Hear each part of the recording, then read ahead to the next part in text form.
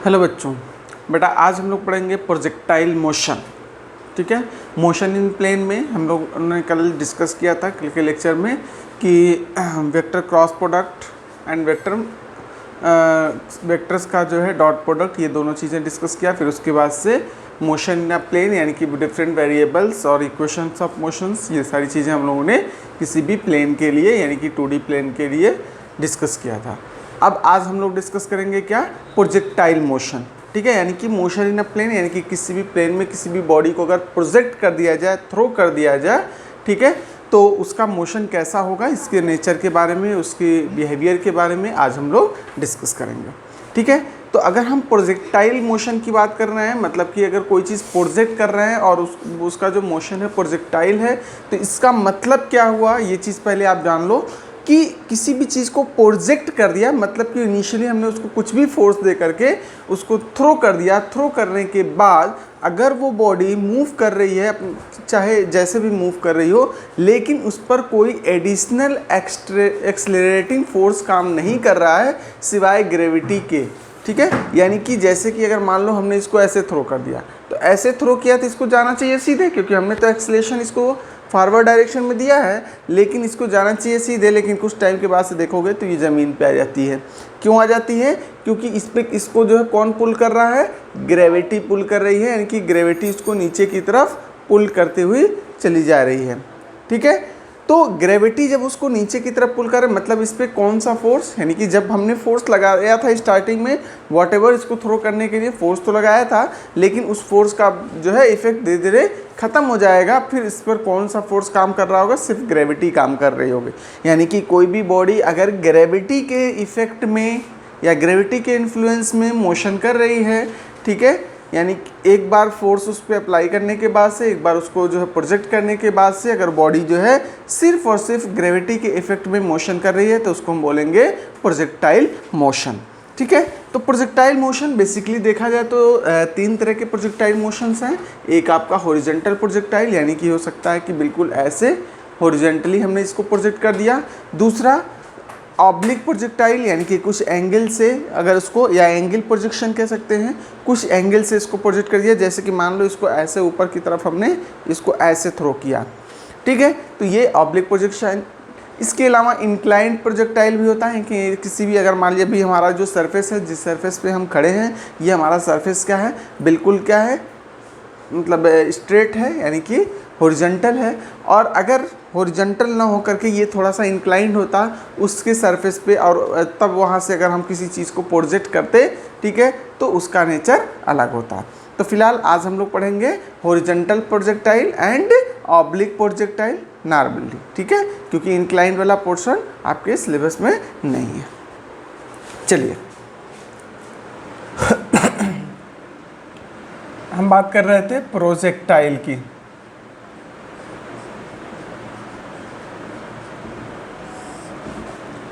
First हम बात करेंगे हॉरिजॉन्टल प्रोजेक्टाइल। हॉरिजॉन्टल प्रोजेक्टाइल मतलब कि जैसे मान लो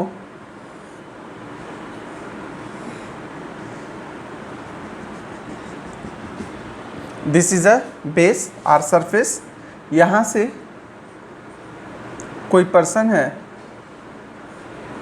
किसी बॉल को u स्पीड से इधर की तरफ थ्रो कर दिया। अब ये बॉल क्या होगी, ऐसे जा कर के, यानी कि कुछ टाइम तक तो ये ऐसे होगी, लेकिन फिर उसके बाद से धीरे धीरे धीरे धीरे धीरे नीचे की तरफ आती हुई दिखाई देगी। ठीक है, तो हमने क्या देखा कि ये जो बॉल है, इसकी इस डायरेक्शन में वेलोसिटी क्या दी थी, u। ठीक है, और ये इसका जो होगा, इसको हम बोलेंगे x, दैट इज रेंज। तो x is equal to range, ये रेंज है। और जिस भी हाइट से इसको प्रोजेक्ट किया गया है, this is a height, h is equal to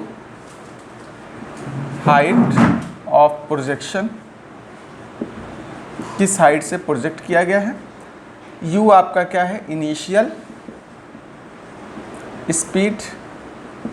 ठीक, अब अगर हमें x निकालना है t टाइम के बाद, तो x इज इक्वल टू क्या जाएगा, u into T. T time, मान लो टी टाइम लगा यहाँ से यहाँ तक आने में, उसको टाइम लगा t, तो u into T is equal to X, यानी इसकी जो लेंथ है, क्योंकि हमने हॉरिजॉन्टल डायरेक्शन में जो वेलोसिटी दी थी वो क्या दी थी, u दी थी। ठीक है, अब पूछा जाए वर्टिकल डायरेक्शन में वेलोसिटी क्या थी, वर्टिकल डायरेक्शन में वेलोसिटी, तो यहाँ पर इसको ux ले लो, इसको uy equal to 0। Horizontal direction में यानी कि x एक्सिस के लॉन्ग ux और इस वाले डायरेक्शन में uy। ठीक है, इस डायरेक्शन में अगर हम देखें तो इस डायरेक्शन में g क्या था, एक्सिलरेशन, यानी कि ax इज इक्वल टू 0। लेकिन इस डायरेक्शन में अगर हम देखेंगे तो क्या आ जाएगा, ay is equal to g। ये दो चीज़ें हमें यूज़ करनी है। तो यहाँ से अगर हम देखें तो t इज इक्वल टू क्या जाएगा, x अपॉन u। अब अगर हम इक्वेशन ऑफ मोशन लिखें, s is equal to you T plus half A T square, तो y डायरेक्शन में अगर देखेंगे तो y is equal to, y के प्लेस में हम लिख सकते हैं h is equal to you Y into T plus half A Y into T square. U Y क्या है, 0, तो यहाँ पे हो जाएगा 0 प्लस हाफ ए वाई क्या आ जाएगा, जी टी स्क्वायर, यानी h is equal to 1/2 G T square.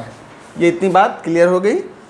अब यहाँ पे t की वैल्यू यहाँ से पुट कर देंगे तो h इज इक्वल टू हो जाएगा 1/2 जी, यहाँ पे x रखोगे और इसके प्लेस पे चाहो h के प्लेस पे आप y रख दोगे, यहाँ पे चाहो तो y डायरेक्शन में ले रहे हो तो y डायरेक्शन में जो भी अगर इसका इक्वेशन लिखना चाहो तो y ही लिख सकते हो, कोई दिक्कत नहीं है। तो y is equal to half G T square, T के प्लेस पे क्या रख दो, x upon X square upon you square हो जाएगा, x अपॉन वाई रखोगे तो ये जो इक्वेशन आपको दिख रहा है इसको बोलेंगे equation of trajectory, equation of trajectory. ठीक है, तो ये आपका इक्वेशन ऑफ ट्रेजेक्ट्री है। इसी तरह से अगर हमें हॉरिजॉन्टल रेंज फाइंड करनी है, horizontal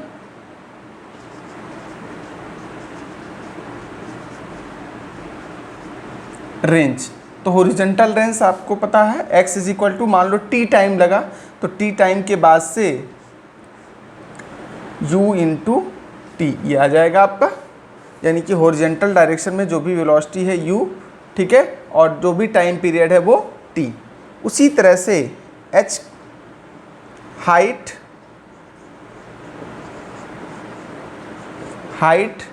h is equal to you T plus half G T square, ये 0 हो जाएगा y डायरेक्शन में, ये हो जाएगा half G T square, that is h हो जाएगा। ठीक है, यहाँ से अगर हम टाइम ऑफ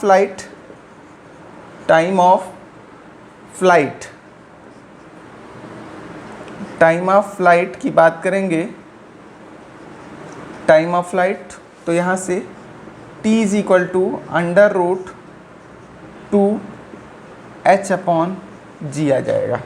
ठीक है, तो time of flight 2h upon g आ गया। t की वैल्यू यहाँ पे अगर हम पुट कर दें तो हॉरिजॉन्टल रेंज आपका क्या आ जाएगा, u into under root 2h upon g, इसको चाहो तो कैपिटल S लिख लो थोड़ा सा। ठीक है, तो ये आपका हॉरिजॉन्टल केस में हॉरिजॉन्टल रेंज क्या आ जाएगा, u under root 2h upon g, और हाइट आपका क्या आ जाएगा 1/2 जी टी स्क्वायर। दूसरा आपका टाइम ऑफ फ्लाइट क्या जाएगा, t is equal to under root 2h upon g. तो ये चीज़ें हो गई हॉरिजॉन्टल प्रोजेक्टाइल के केस में, यानी कि अगर हॉरिजॉन्टली किसी भी बॉडी को प्रोजेक्ट करते हैं तो ये सिचुएशंस आपके बनेंगे, ये कंडीशंस होंगे, इस तरह से हम कैलकुलेट करेंगे। मान लो किसी भी टाइम पे हमने कहा कि जब ये बताओ कि अगर हॉरिजॉन्टल रेंज यानी कि x आपको दे रखी हो कि हॉरिजॉन्टल रेंज 5 मीटर हो, ठीक है, इनिशियल वेलोसिटी व्हाटएवर मान लो 2 मीटर पर सेकंड की स्पीड से फेंका गया, तो उस केस में बॉडी की जो हाइट होगी वो क्या होगी, मतलब कि जैसे मान लो यहाँ पर अगर पूछा जाए तो x की वैल्यू यहाँ पर अगर हमने दे दिया और उस टाइम्स यहाँ मान लो यहाँ पर x की वैल्यू हमने जो भी है दे दिया, और यहाँ पे पूछा जाए कि वो हाइट क्या होगी ग्राउंड से, यानी कि दिस हाइट विल व्हाट, ये हाइट निकालना है तो आप सीधे इक्वेशन ऑफ ट्रेजेक्ट्री पुट करके यानी कि इक्वेशन ऑफ ट्रेजेक्ट्री से आप फाइंड आउट कर सकते हो।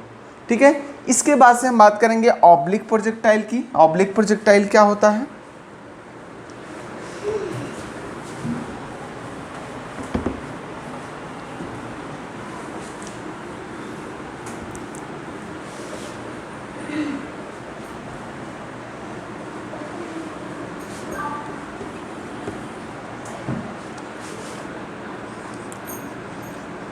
ऑब्लिक प्रोजेक्टाइल, ठीक है, इसको हम क्या कह सकते हैं? Angular projection. ठीक है, ऑब्लिक प्रोजेक्टाइल के केस में ये सपोज कर लो x axis, this is y axis, एक प्लेन में हम इसको प्रोजेक्ट कर रहे हैं सम एंगल थीटा से।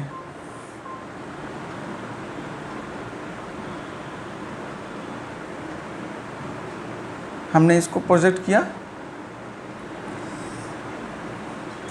और ये बॉडी यहाँ पर आकर के ऐसे फॉल हो गई एक्स एक्सिस पे।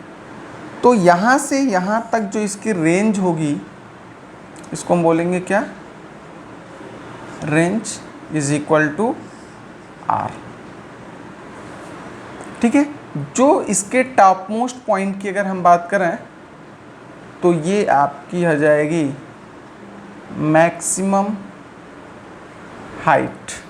इसकी इनिशियल वेलोसिटी की बात करें, मान लिया इसको इनिशियल वेलोसिटी हमने दिया u, ठीक है, कितने एंगल से? थीटा डिग्री से। तो इसके हॉरिजॉन्टल डायरेक्शन में वेलोसिटी क्या रही होगी? u cos theta. Vertical direction में वेलोसिटी क्या रही होगी? u sin theta. तो हमें क्या दे रखना है? x एक्सिस के एलोंग इनिशियल वेलोसिटी इसकी क्या है? u cos theta. y axis के एलोंग इसकी वेलोसिटी क्या है? u sin theta. अब अगर हम x एक्सिस के एलोंग देखें तो क्या x एक्सिस के एलोंग कोई ग्रेविटेशनल एक्सीलरेशन काम कर रहा है या कोई एक्सीलरेशन काम कर रहा है? नहीं। तो यानी कि a x is equal to 0,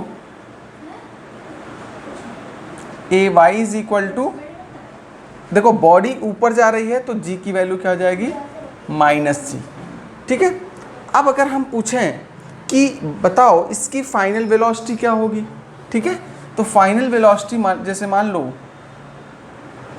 vx, या सिंपली अगर हमें इक्वेशन ऑफ ट्रेजेक्ट्री फाइंड करना, सबसे पहले इक्वेशन ऑफ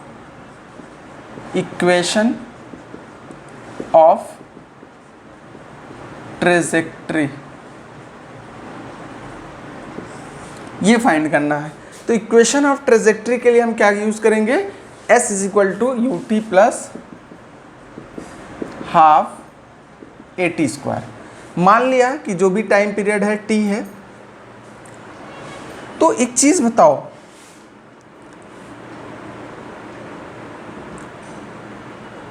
r की वैल्यू क्या आ जाएगी? r is equal to U cos theta into T, ये चीज आपकी आ जाएगी। s के प्लेस पे हम क्या लिख सकते हैं? y डायरेक्शन में कितना भी इसका जो भी मोशन है, y is equal to u क्या है y डायरेक्शन में?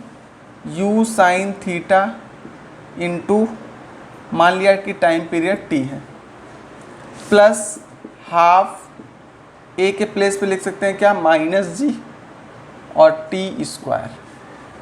t की वैल्यू अगर हम यहाँ से x डायरेक्शन के अलॉन्ग अगर कोई भी हॉरिजॉन्टल इसकी मतलब जो है हॉरिजॉन्टल इक्वेशन देखें, यानी कि हॉरिजॉन्टल रेंज या वॉटेबल हॉरिजॉन्टल पोजीशन फाइंड करें, तो x is equal to U cos theta into T, यानी कि t इज इक्वल टू हो जाएगा आपका x upon u cos theta. ये वैल्यू यहाँ पुट कर दोगे तो y is equal to u sine theta x upon u cos theta minus half g x square upon you square cos square theta. यहाँ से u और ये cancel, ये आ जाएगा आपका sine theta upon cos theta tan theta, तो x tan theta minus half g, इसको ऐसे लिख सकते हो g upon you square cos square theta x square. तो ये आपका क्या आ गया, y का जो एक इक्वेशन है ये आपको ये मिलेगा। आपने क्या देखा कि यहाँ पर क्या है, एक क्वाड्रेटिक इक्वेशन बन रहा है। तो क्वाड्रेटिक इक्वेशन बनने का मतलब कि इसका पाथ कैसा होगा, पैराबोलिक। तो यहाँ पे देखिए इसका पाथ पैराबोलिक है कि नहीं है, बिल्कुल है, यानी कि पाथ इज पैराबोलिक। ठीक है, और ये आपका क्या आ गया, इक्वेशन ऑफ ट्रेजेक्टरी। इसी तरह से अगर हमें टाइम ऑफ फ्लाइट निकालना है, ठीक है, तो टाइम ऑफ फ्लाइट निकालना है, मैक्सिमम हाइट निकालनी है। तो चलिए देख लेते हैं, मैक्सिमम हाइट अगर निकालनी हो तो मैक्सिमम हाइट कैसे हम फाइंड आउट करेंगे। तो हमें मालूम होना चाहिए कि मैक्सिमम पोजीशन पर जब यहाँ पे पहुँचेगा तो यहाँ पर इसके पास क्या होगा, टोटल यू होगा, यानी कि वर्टिकल डायरेक्शन में इसके पास कोई भी वेलोसिटी नहीं होगी, यानी कि जो यहाँ पे वेलोसिटी होगी मैक्सिमम वो क्या हो जाएगी, इनिशियल वेलोसिटी, यानी कि जो हॉरिजॉन्टल वेलोसिटी व्हाटएवर दे रहे हैं, या वी मान लो यहाँ पे जो भी वेलोसिटी है उसको वी कह सकते हैं। ठीक है, अब मैक्सिमम पोजीशन की हमने बात किया, तो यानी कि मैक्सिमम हाइट पर, तो मैक्सिमम हाइट अगर हमें निकालना है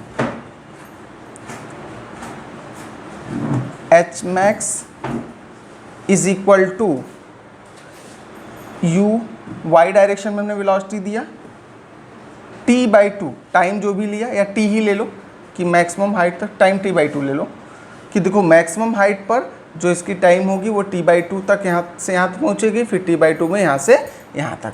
तो T by two minus half G T square by 4, इस तरह से आप लिख सकते हो। टी बाई टू यहाँ भी ले लोगे तो यहाँ से आपका आंसर क्या आ जाएगा, वाई डायरेक्शन में हमने क्या लिया, यू साइन थीटा, तो यू साइन थीटा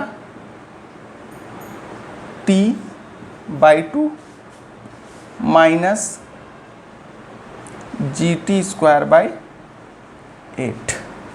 ठीक है, तो ये आपका हो गया, इसको आप सॉल्व कर लोगे तो एलसीएम लोगे तो ये आ जाएगा 8 और ये हो जाएगा 4 you sine theta T minus g T square. ठीक है, तो ये आपका मैक्सिमम हाइट के लिए इक्वेशन मिल गया, यानी कि लेकिन इसके लिए क्या होना चाहिए, आपके पास टाइम पीरियड पता होना चाहिए कि टोटल टाइम पीरियड क्या है। अब मान लो कि अगर आपके पास ये टाइम नहीं मालूम है तो फिर क्या करोगे, अगर ये टाइम ऑफ फ्लाइट आपको मालूम नहीं है, टी यहाँ पे क्या है, time of flight, t is equal to time of flight, मतलब कि यहाँ से यहाँ तक आने में इसको कितना टाइम लगा। तो टी अगर हमें निकालना है तो फर्स्ट इक्वेशन ऑफ मोशन अगर यूज़ करें तो v is equal to u plus A t होता है। यहाँ पे y डायरेक्शन में मैक्सिमम डायरेक्शन ले रहे हैं तो वी वाई, यहाँ पे यू वाई और यहाँ पे ए वाई, y डायरेक्शन में एक्सेलरेशन, y डायरेक्शन में वेलोसिटी, y डायरेक्शन में फाइनल वेलोसिटी। तो यहाँ पर v x is equal to v है मान लो, और वर्टिकल डायरेक्शन में अगर हम देखें क्या जाएगा, v y equal to 0। Maximum height पर जो उसकी मतलब वेलोसिटी होती है वो क्या जाएगी, 0। तो यहाँ से हमने क्या देखा, और t के प्लेस पे हम क्या लिख सकते हैं, time of flight, time of flight. मान लो यहाँ से यहाँ तक मूव करने में इसको जो टाइम लगा वो t/2 ले जाएंगे, भाई हाफ टाइम लगेगा। तो यहाँ से आप देखोगे ये क्या हो जाएगा, 0। तो इसका मतलब ये हो जाएगा u y 0 is equal to u sine theta minus g t by 2। ठीक है, तो अब यहाँ से अगर हम देखें क्या जाएगा, t is equal to 2u sine theta upon g. t की वैल्यू आप यहाँ पे पुट कर दो, t की वैल्यू यहाँ पे आप पुट करोगे तो क्या आएगा, h max is equal to 4u sine theta upon 2, इसको अलग कर लोगे इंटू टी के प्लेस पे 2u sine theta, 2u sine theta upon g minus g T square, तो ये क्या जाएगा आपका 4u square sine square theta upon g square. कुछ कैंसिल होगा, इस जी से ये जी कैंसिल, 2 से 2 कैंसिल, ये आपका क्या जाएगा 4u square sine square theta upon g minus 4u square sine square theta upon g. ठीक है, तो इस तरह से अगर आप यहाँ पे देखोगे तो कैलकुलेशन करने पे आंसर क्या आ जाएगा 0 आ जाएगा, बट ये चीज़ आपका पॉसिबल नहीं है कि मैक्सिमम हाइट इसकी 0 हो जाए। ठीक है, मैक्सिमम हाइट 0 तभी होगा कि जब ये टाइम पॉइंट यानी कि जो ये टाइम ऑफ फ्लाइट यहाँ से यहाँ पर पहुँच जाए, तो उस केस में ही मैक्सिमम हाइट 0 होगा। तो देखिए यहाँ पे हमने टी की वैल्यू क्या रखा था, कंप्लीट टाइम ऑफ फ्लाइट लिया था, तो कंप्लीट टाइम ऑफ फ्लाइट पर जब हमने निकाला तो ये चीज़ क्या आ रही है 0 आ रही है। इसको दूसरे तरीके से भी कर सकते हैं,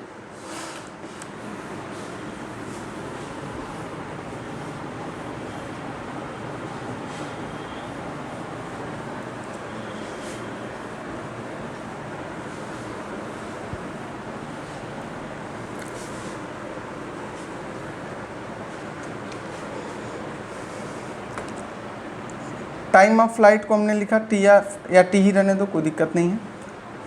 v is equal to u plus A t अगर हम करेंगे तो ये क्या आ जाएगा आपका 0, ये आ जाएगा u साइन थीटा प्लस यहाँ पे क्या आ जाएगा माइनस जी इंटू टी, तो t इज इक्वल टू हो जाएगा u sine theta upon g. तो ये आपका जो मैक्सिमम के लिए टाइम ये आया t, यानी कि मैक्सिमम इस पे आप चल रहे थे तो यहाँ पे टाइम क्या आया ये। ठीक है, ये आपकी वैल्यू ही आ गई। अब यहाँ पे ध्यान रखो कि ये जो टाइम हमने लिया है वो कहाँ से कहाँ तक, यहाँ से यहाँ तक। ये टाइम ऑफ फ्लाइट इसको कर लो at maximum height. Maximum height के लिए यहाँ पे टाइम ऑफ फ्लाइट हमने ये चीज़ लिया है। ठीक है, या इसको चाहो तो स्मॉल टी भी लिख सकते हो, स्मॉल टी भी इसको चाहो तो आप इसको स्मॉल टी से भी डिनोट कर लो, ज़्यादा इजी रहेगा। Small t is equal to time of flight at maximum height. ठीक है, तो या टी एम भी लिख सकते हो, मैक्सिमम टाइम, मैक्सिमम हाइट पर जो टाइम है इसका यू साइन थीटा अपॉन जी। इतनी बात आपको क्लियर हो गई होगी।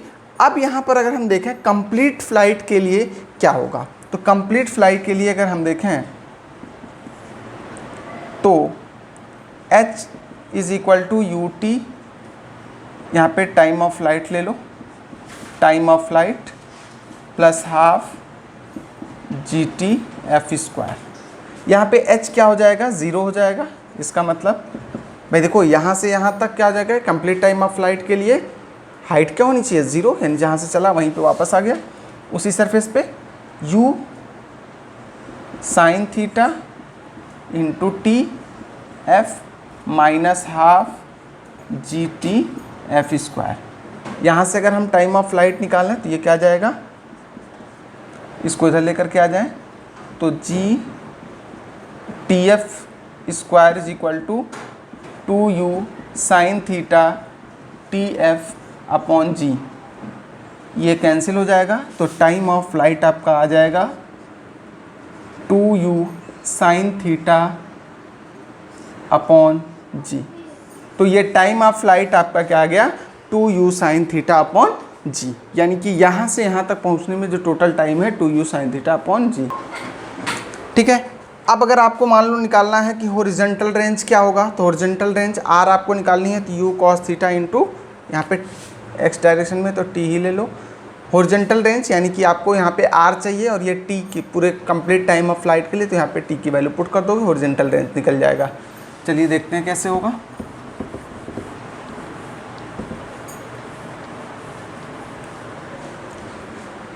हॉरिजॉन्टल रेंज की अगर हम बात करें, हॉरिजॉन्टल रेंज तो horizontal range r is equal to क्या जाएगा, u cos theta into t. u की वैल्यू u ही cos थीटा ही रहेगा। t के प्लेस पे आप क्या लिख सकते हो, टाइम ऑफ फ्लाइट जो है, कंप्लीट टाइम ऑफ फ्लाइट, यहाँ पे टी एफ लिख सकते हो। 2u साइन थीटा अपॉन जी यहाँ पे पुट कर दो, 2u sine theta upon g. ये क्या जाएगा, 2u square sine theta cos theta upon g. आपको मालूम होगा 2 साइन थीटा कॉस थीटा क्या होता है, sign 2 theta.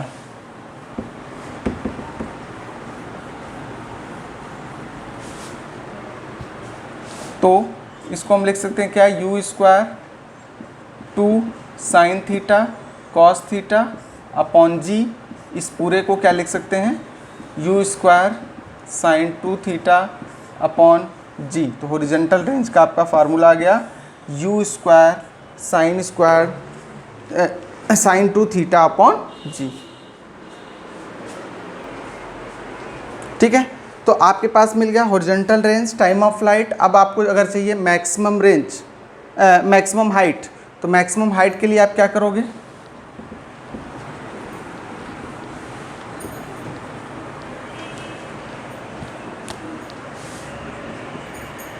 Maximum height attained by the projectile. तो आपको मालूम है v square minus u square is equal to 2as होता है। तो y डायरेक्शन में तो v square minus u y square is equal to 2ay into horizontal direction में h, ये लिख सकते हो। फॉर मैक्सिमम ये क्या जाएगा, ये 0 हो जाएगा, तो 0 माइनस u साइन थीटा का whole square is equal to 2, यहाँ पे माइनस साइन ay क्या आ जाएगा g, यहाँ पे h के प्लेस पे hm लिख सकते हो, या h मैक्स लिखोगे। ध्यान रखना कि जब ये मैक्सिमम वैल्यू होगी तभी ये 0 होगा।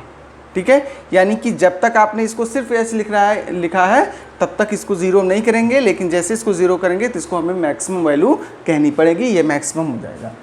तो यहाँ से क्या जाएगा, u square sine square theta minus times minus 2gh max, ये माइनस माइनस कैंसिल, तो यहाँ से h मैक्स क्या जाएगा, u square sine square theta upon 2g। तो आपको मैक्सिमम हाइट मिल गई, हॉरिजॉन्टल रेंज मिल गया, यहाँ पे 2 थीटा है, हॉरिजॉन्टल रेंज मिल गया, और आपको टाइम ऑफ फ्लाइट मिल गया। ये 3 चीज़ें इम्पोर्टेंट हैं, इनको आप याद रखना। ठीक है, डायरेक्ट ये फार्मूला आप याद रखोगे, इसके बाद से इस पे बेस्ड न्यूमेरिकल्स होंगे, उनका कैलकुलेशंस आप कर सकते हो। ठीक है, इसके बाद से हम बात करेंगे यूनिफॉर्म सर्कुलर मोशन की। यूनिफॉर्म सर्कुलर मोशन यानी कोई भी बॉडी किसी भी सर्कुलर पाथ पे मूव कर रहा है तो उसका मोशन कैसा होगा।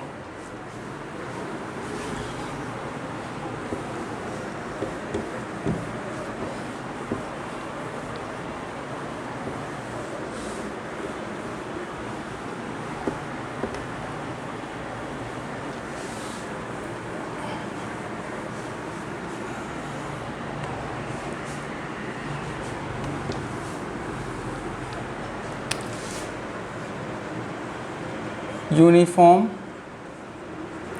Circular motion. ठीक है, कोई भी बॉडी अगर सर्कुलर पाथ में मोशन कर रहा है विद यूनिफॉर्म एक्सेलरेशन, ठीक है, यानी उसकी एक्सेलरेशन क्या है, यूनिफॉर्म है, मतलब कि कांस्टेंट रेट से उसकी वेलोसिटी चेंज हो रही है। अब कहोगे सर्कुलर पाथ पे तो स्पीड क्या होती है, कांस्टेंट होती है, बट स्पीड कांस्टेंट होती है लेकिन वेलोसिटी कांस्टेंट नहीं होती है, क्योंकि जैसे जैसे टाइम के साथ यानी कि जो मैग्नीट्यूड जो है, वेलोसिटी का मैग्नीट्यूड तो कांस्टेंट है, मतलब कि स्पीड कांस्टेंट है, बट डायरेक्शन उसका जो है चेंज होता रहता है। कुछ इस तरह से मान लिया कोई बॉडी यहाँ पर थी पहले, this is our centre of the circular path and this is radius of the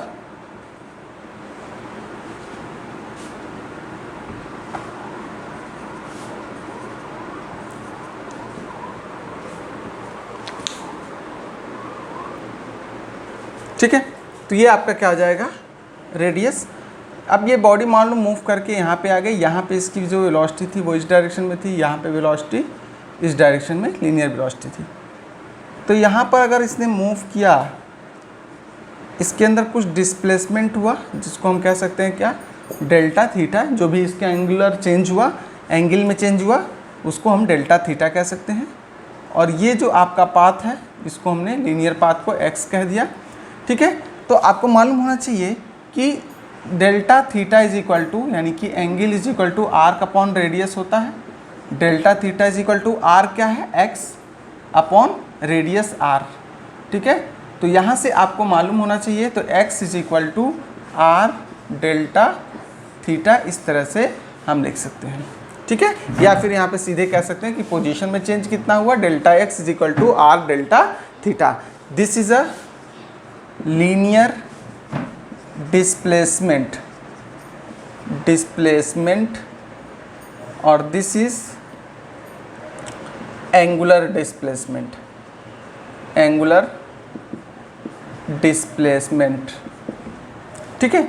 इसी तरह से अब अगर हमें क्या चाहिए, delta x upon delta T time के रिस्पेक्ट में निकालना है, तो क्या जाएगा, are delta theta upon delta T. इसको हम क्या लिख सकते हैं, वेलोसिटी, और इसको लिख सकते हैं आर ओमेगा, ठीक है। इसको डेल्टा के प्लेस पे इंस्टेंटेनियस भी ले सकते हो, डी भी लिख सकते हो, यानी कि d x is equal to r d theta, d x upon d t अगर कर लोगे, यानी कि टाइम के रिस्पेक्ट में चेंज निकाल लोगे, क्या जाएगा, r d theta upon d t. तो ये हो जाएगा v is equal to r omega. तो एंगुलर वेलोसिटी, यहाँ पे ओमेगा क्या है, एंगुलर वेलोसिटी, और ये क्या है, लीनियर वेलोसिटी। इसी तरह से अगर आप यहाँ पे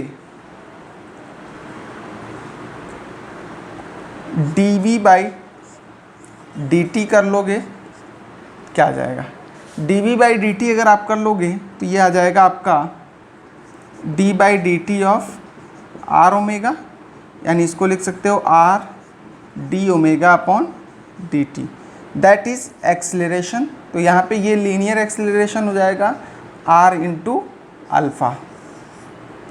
ये अल्फ़ा क्या है, इसको हम पढ़ते क्या है, अल्फ़ा। ये है क्या चीज़, बेसिकली एंगुलर एक्सीलरेशन, ठीक है। ये आपका लीनियर या फिर टेंजेंशियल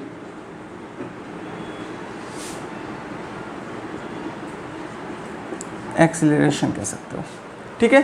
तो ये टर्म्स हैं जिनको आपको याद रखना है सर्कुलर मोशन में। इसके बाद से इसमें एक चीज़ आता है कि आपका सेंट्रीपिटल एक्सीलरेशन क्या होता है, कि यानी कि जो सेंटर की तरफ जो एक्सीलरेशन काम करता है उसको हम बोलते हैं सेंट्रीपिटल एक्सीलरेशन।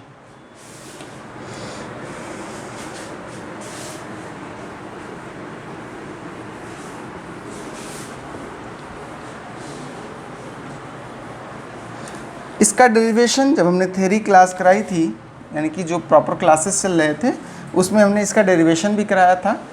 फिलहाल यहाँ पे हम डेरिवेशन नहीं कराएंगे, ठीक है, सीधे आपको फार्मूला बताएंगे, उस पर बेस्ड आप लोग न्यूमेरिकल प्रैक्टिस करते रहना, ठीक है।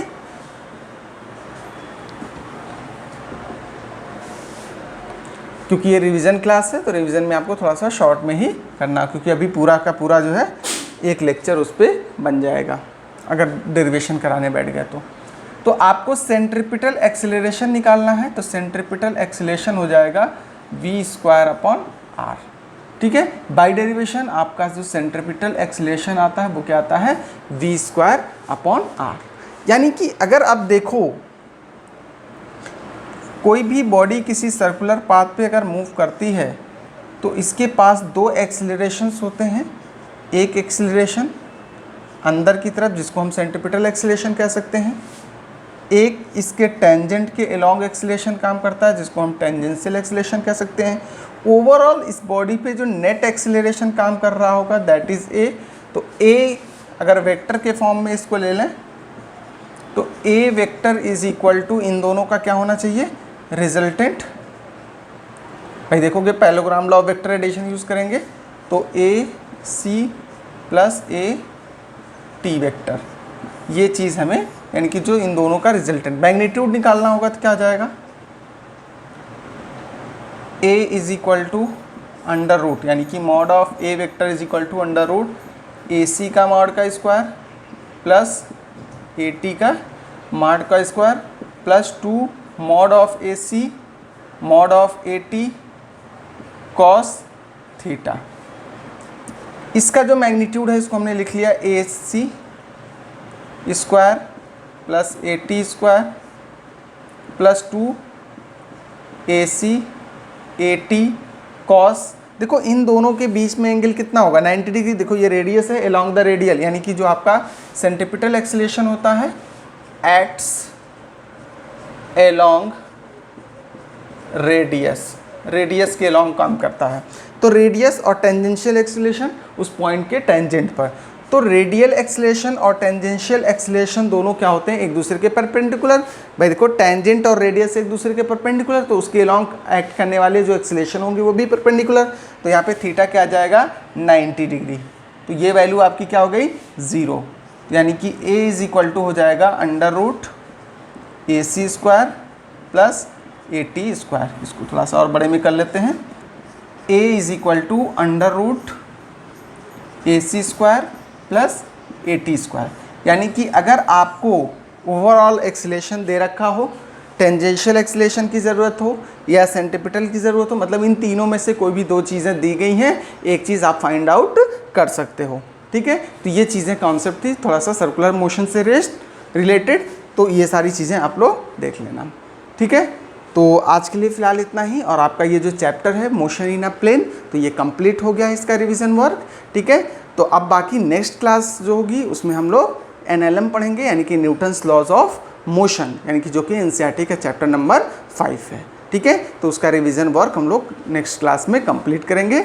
बाकी आज के लिए यानी कि मोशन इन अ प्लेन का जो रिवीजन है, यानी कि पिछले 2 वीडियोज़ में भी हमने यही चीज़ मोशन इन अ प्लेन ही डिस्कस किया था, और इसमें भी आज की, यानी कि ये तीनों वीडियोज़ मिला करके जो है आपका मोशन इन प्लेन का कंप्लीट रिवीजन हो गया है। ठीक है, तो फिलहाल आज के लिए इतना ही। Thank you.